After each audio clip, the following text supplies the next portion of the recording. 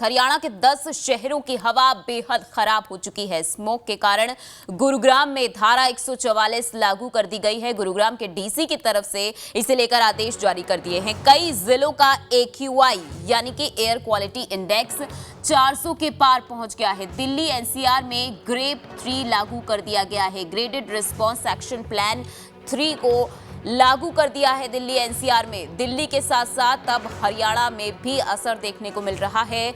हरियाणा के कई शहरों में हवा बेहद खराब हो चुकी है। एयर क्वालिटी इंडेक्स बेहद खराब पहुंच गया है। हरियाणा के 10 शहर ऐसे हैं जहां की हवा बेहद खराब हो चुकी है। स्मॉग के कारण गुरुग्राम में हालत बेहद चिंताजनक बनी हुई है। धारा 144 गुरुग्राम में लागू कर दी गई है। डीसी की तरफ से स्पेशल आदेश इसे लेकर जारी किए गए। कई जिलों का AQI 400 के पार पहुंच गया है, यानी कि हरियाणा के अलग अलग जिलों में भी अब असर देखने को मिल रहा है। जिस तरह से हवा में सांस लेना भी अब मुश्किल होता नजर आ रहा है। दिल्ली एनसीआर में ग्रेड 3 लागू कर दिया गया है, यानी कि ग्रेडेड रिस्पांस एक्शन प्लान 3 लागू कर दिया है। धुआं धुआं नजर आ रहा है हरियाणा और दिल्ली एनसीआर। दिल्ली एनसीआर में हर साल इसी तरह के हालात देखने को मिलते हैं और लगातार प्रशासन और सरकार की तरफ से अपील की जाती है कि पराली ना जलाई जाए। हरियाणा में हालांकि इस साल काफी असर इसका देखने को मिला है। किसानों द्वारा पराली कम जलाई गई है, लेकिन फिर भी मामले लगातार सामने आते रहे हैं। प्रशासन की तरफ से जागरूकता अभियान चलाया गया, अपील लगातार की गई। जिन किसानों को पराली जलाने से इनकार किया और बावजूद इसके किसान अगर पराली जला रहे हैं तो उन पर जुर्माना लगाया गया। बावजूद इसके हरियाणा में हालात बद से बदतर होते नजर आ रहे हैं।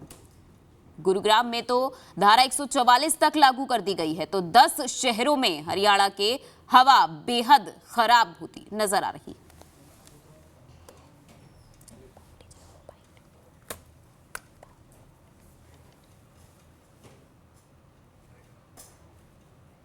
इसके विषय में कहीं ना कहीं हम लोग जिम्मेदार हैं, क्योंकि हम लोगों को इतना सुविधाओं की आवश्यकता हो गई है, तो उसकी वजह से कहीं ना कहीं हम लोगों के हाथ पैर कट गए हैं। हम लोगों ने पैदल चलना छोड़ दिया है, पेड़ पौधे लगाना छोड़ दिया है, तो इसका कहीं ना कहीं पोल्यूशन पे ही या वायु प्रदूषण पे ही असर पड़ता है। बिल्कुल। वैसे मैं as a citizen Indian citizen, I think this is the biggest problem that we are facing.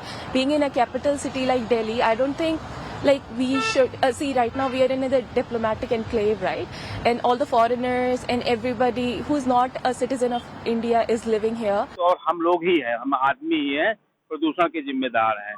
और इसमें सबसे ज्यादा जो प्रदूषण है वो वायु प्रदूषण है।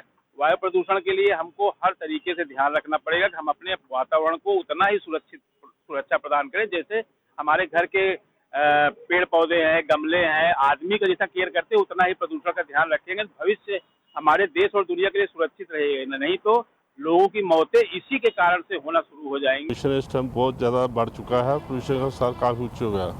घर से निकलते हैं वॉक के लिए, लेकिन उसमें हमें सांस चढ़ता है और चलने में दिक्कत होती है। कृपया इस चीज़ को सरकार को समझना चाहिए, उसके लिए अच्छे उपाय करने चाहिए। पोल्यूशन की जहाँ बात है, पोल्यूशन तो बढ़ ही रहा है।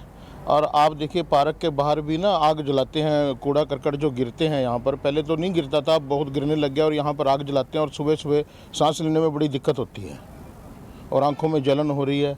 इधर आसपास बहुत गंदगी है, इस रोड के ऊपर बाहर पार्क के बाहर वाले रोड पर बहुत गंदगी है और इधर जो है अपना कूड़े में आग लगाते हैं और उससे जो दम घुटता है पूरा।